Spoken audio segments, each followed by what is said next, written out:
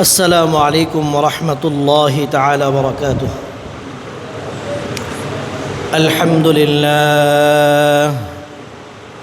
الحمد لله نحمده ونستعينه ونستغفره ونؤمن به ونتوكل عليه ونعوذ بالله من شرور أنفسنا ومن سيئات أعمالنا.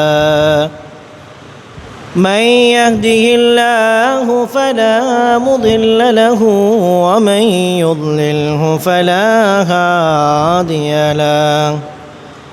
ونشهد أن لا إله إلا الله وحده لا شريك له. ونشهد أن سيدنا وسندنا وحبيب ربنا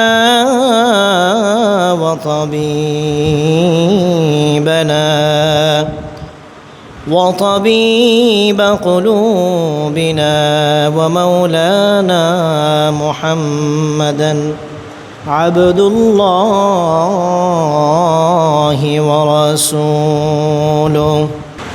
أما بعد فقد قال الله تعالى في القرآن المجيد وفي فرقانه الحميد. أعوذ بالله من الشيطان الرجيم. بسم الله الرحمن الرحيم. يوم لا ينفع مال ولا بنون إلا من أتى الله بقلب سليم. وقال النبي صلى الله عليه وسلم: إن الله لا ينظر إلى صوركم وأموالكم ولكن ينظر إلى قلوبكم وأعمالكم، أو كما قال عليه الصلاة والسلام. إن الله وملائكته يصلون على النبي يا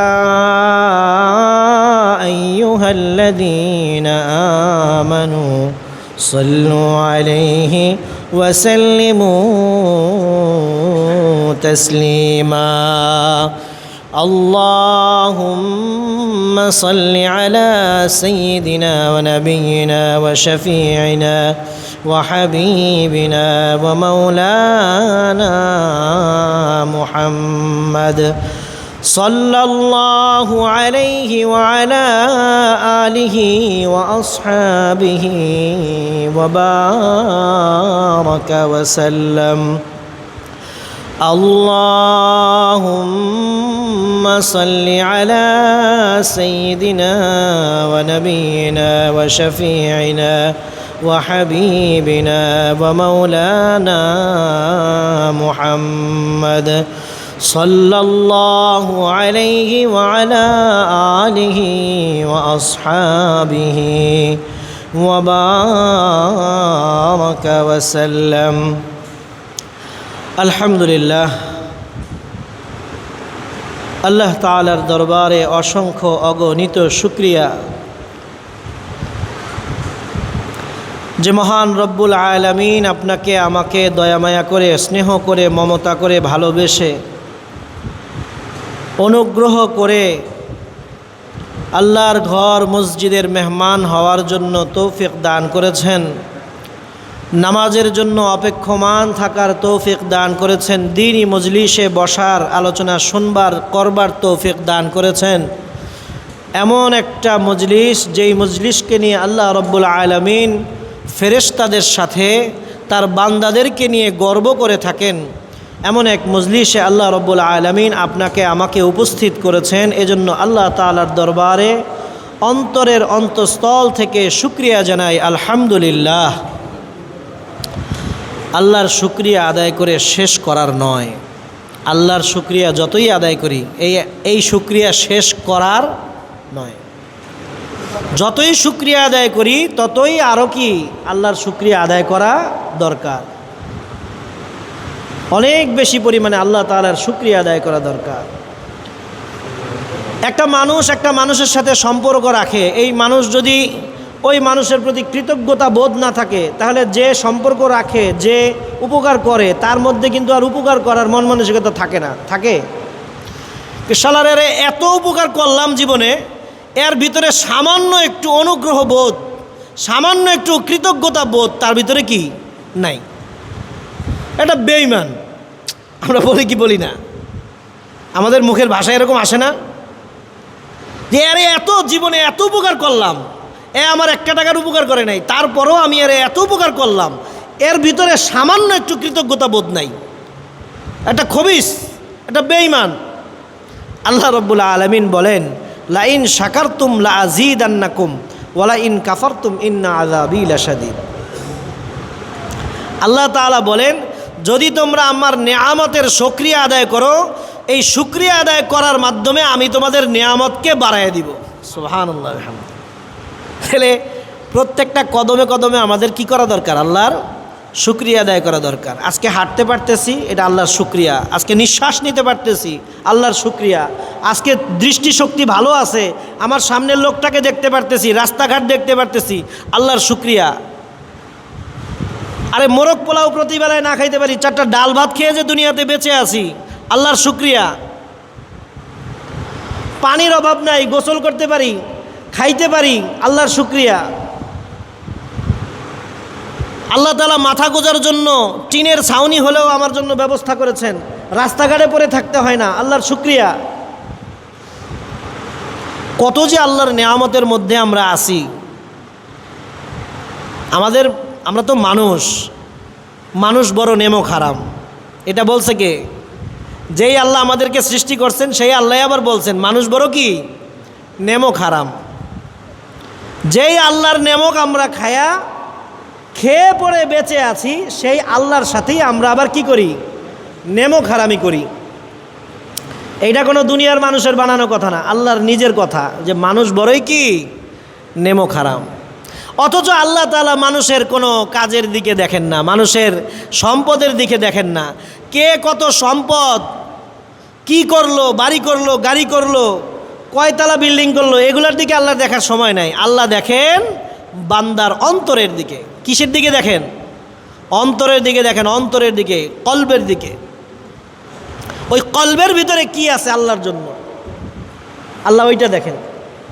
ইন্নাল্লাহা লা ইয়ানজুরু ইলা সুয়ারিকুম ওয়া আমওয়ালিকুম। আল্লাহ তাআলা তোমাদের সুদর্শন চেহারার দিকে তাকায় থাকেন না।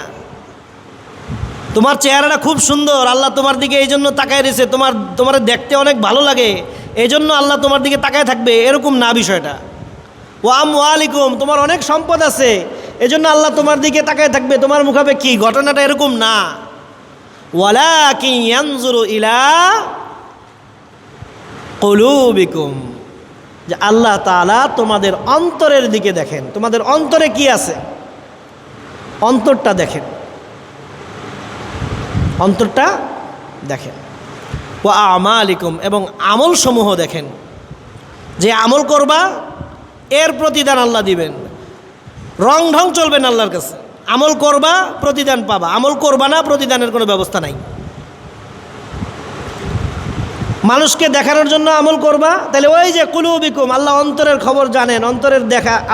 আল্লাহ কি অন্তরের খবর জানেন?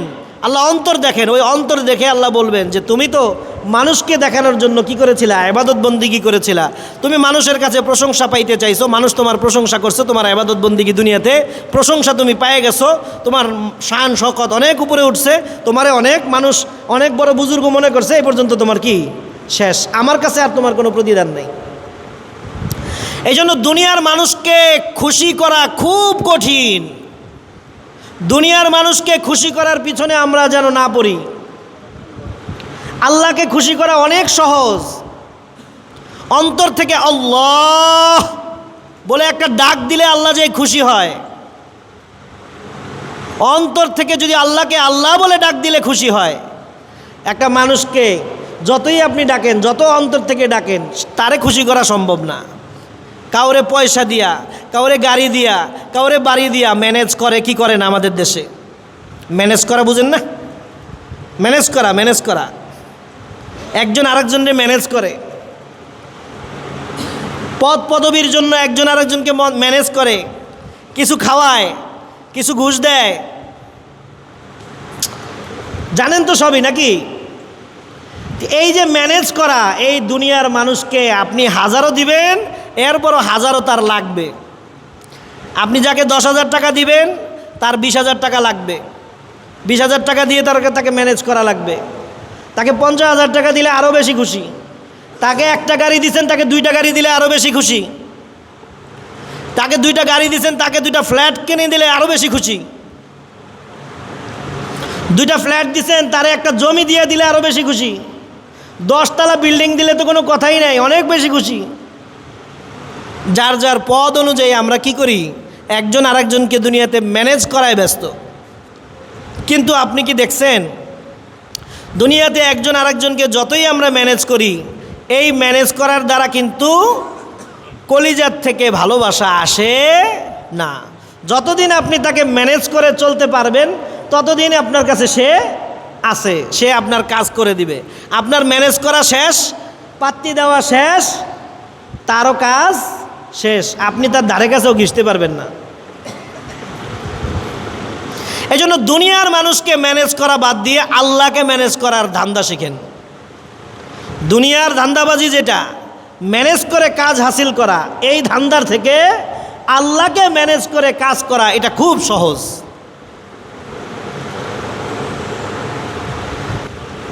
হাকিমুল উম্মত আশরাফ আলী থানভী রহমতুল্লাহ আলাইহি মুসলমানের হাসি কিতাবের মধ্যে একটা ঘটনা আনছেন। উনি বলেন, এক ব্যক্তি তার পরিবার নিয়ে এক জায়গায় রওনা করছে। সাথে তিনি, তার স্ত্রী, তার একটা সন্তান, আর সাথে একটা ঘোড়া। আপনারা অনেকেই জানেন এই ঘটনা, আমি এর আগেও বলেছি, আজকে আবারও বলছি। ব্যক্তি রওনা করেছেন এক গ্রামের উদ্দেশ্যে।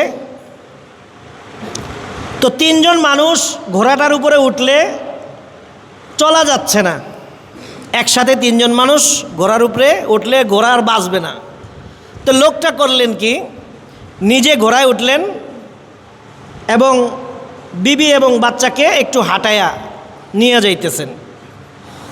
এক গ্রামের পাশ দিয়ে অতিক্রম করতেছেন।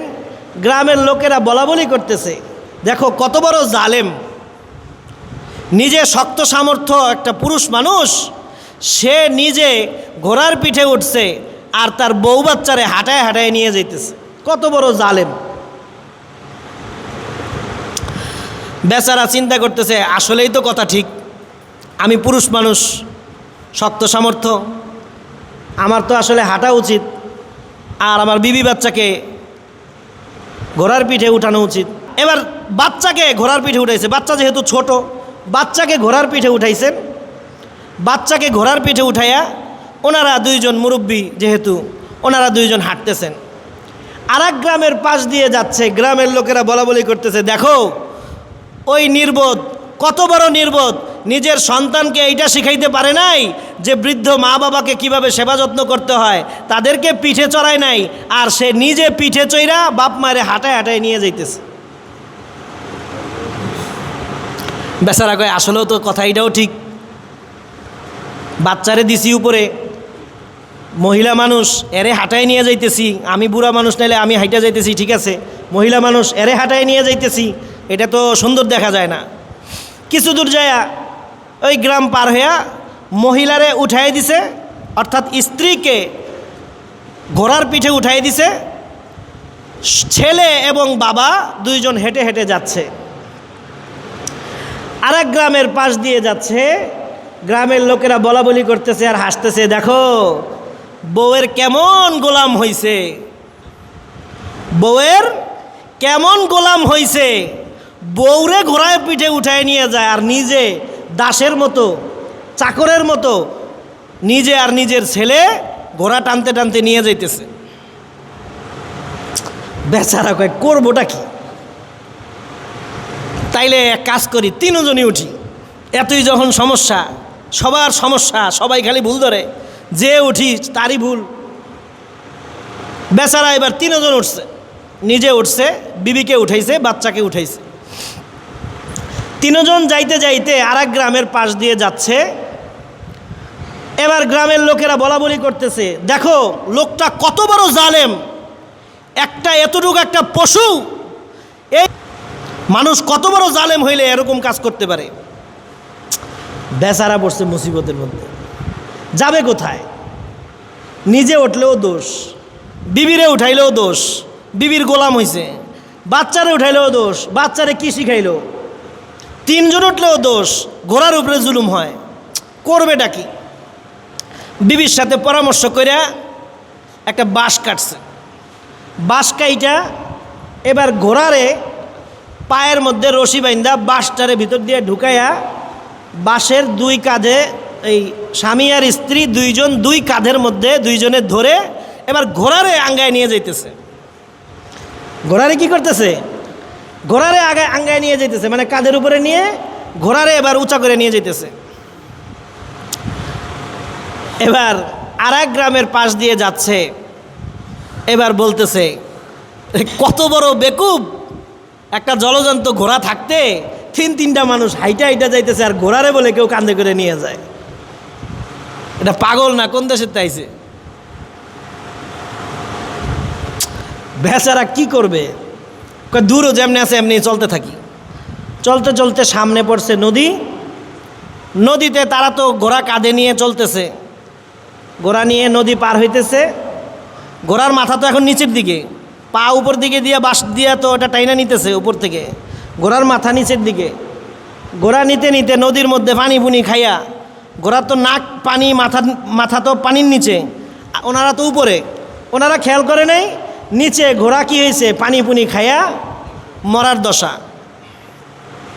ওই পাশে গিয়া ধর্মরো তাড়াতাড়ি করে ঘোড়া কোনো রকমে ঠিয়া কইরা এখন বেচারা চিন্তা করতেছে যে আমি দুনিয়ার মানুষের কথা শুনে আমার ঘোড়ার এখন মৃত্যুর শয্যায়, এখন আমার ঘোড়া যায় যায় অবস্থা। দুনিয়ার মানুষের কথা শুনলাম, দুনিয়ার মানুষকে খুশি করতে যাই একবার আমি ঘোড়ার পিঠে উঠি, একবার আমার বউরে ঘোড়ার পিঠে উঠাই, একবার আমার বাচ্চারে ঘোড়ার পিঠে উঠাই, একবার ঘোড়ারে আমাদের কান্দে উঠাই, এত কিছু করার পরেও দুনিয়ার মানুষের মন পাইলাম না। তো হযরত থানভী রহমতুল্লাহ আলাইহি বলেন, দুনিয়ার মানুষের মন পাওয়ার জন্য আপনি কোনো কাজ করিয়েন না, আপনি দুনিয়ার মানুষের মন জীবনও পাবেন না। আজকে আপনার ব্যাপারে যে খুব খুশি, যে আপনারে মাথায় তুলে নাচতেছে, কালকে আপনারে মাথার থেকে ফালাইতে এক মুহূর্ত সময় নেবে না, এক মুহূর্ত জাররা পরিমাণ। আজকে আপনাকে এত তাজিম করবে, এত তোয়াজ করবে, আপনার টাকা পয়সার কারণে হোক, আপনার শান শওকতের কারণে হোক, আপনার শক্তির কারণে হোক, আপনার ক্ষমতার কারণে হোক, যে কোনো কারণে হোক, আজকে আপনাকে এত সম্মান করবে, কালকে আপনাকে মাথার থেকে পায়ে ফালাইতে এর সময় লাগবে না। এই জন্য দুনিয়ার মানুষকে কি করা যায় না, খুশি করা যায় না। বৃহত্তর রাশিয়ার একটা জায়গার নাম ছিল বলখ। বলখের বাদশার অনেক ঘটনা আছে। ইব্রাহিম বিন আদহাম রহমতুল্লাহি আলাইহি, উনি অনেক বড় বাদশা ছিলেন, কিন্তু আল্লাহর প্রেমকে নিজের অন্তরের মধ্যে এমনভাবে জায়গা করে নিয়েছিলেন, আল্লাহর প্রেম অন্তরে ঢুকানোর পরে দুনিয়ার মানুষের সন্তুষ্টিরে উনি একেবারে ঠিবাইন্দা ফালাই দিছে, এবং আল্লাহর সন্তুষ্টির জন্য উনি কি করে দিয়েছেন, দুনিয়ার সব সম্পদ আল্লাহর রাস্তায় ব্যয় করে দিয়েছেন। উনি রাজ্য ত্যাগ করেছেন। সময় সংক্ষিপ্ততার কারণে আজকে আর বলখের বাদশাহ ইব্রাহিম বিন আদহামের ঘটনায় আর যাচ্ছি না। শুধুমাত্র এতটুকুই বলতে চাই যে আমরা মানুষকে খুশি করা বাদ দিয়ে আল্লাহকে খুশি করার রাস্তা তৈরি করি। আল্লাহ আমাকে সৃষ্টি করেছেন, উনি কোন কাজে খুশি হবেন আমি সেটার দিকে আগাই। দুনিয়ার মানুষকে খুশি করা সম্ভব হয় না, কিন্তু আল্লাহকে খুশি করা সম্ভব হয়। আল্লাহকে মাত্র সুবহানাল্লাহ, আলহামদুলিল্লাহ, লা ইলাহা ইল্লাল্লাহ এতটুকু জিকিরের মাধ্যমে আল্লাহকে খুশি করা যায়। আল্লাহকে মাত্র 2 রাকাত নামাজের মাধ্যমে খুশি করা যায়। তাও বাদ দেন, আল্লাহকে শুধুমাত্র আল্লাহ বলে ডাকার দ্বারা খুশি করা যায়। সুবহানাল্লাহিল আযীম ওয়া বিহামদিহি। ইনশাআল্লাহ এই সংক্রান্ত আলোচনা আল্লাহ যদি হায়াতে বাঁচায় রাখেন, সুস্থ রাখেন, সামনের দিকে ইনশাআল্লাহ আলোচনা চলতে থাকবে। ওয়ামা তৌফিক ইল্লা বিল্লাহ ওয়া আখিরু দাওয়ানা আলহামদুলিল্লাহি রাব্বিল আলামিন। ওয়াসসালামু আলাইকুম ওয়া রাহমাতুল্লাহি ওয়া বারাকাতুহু।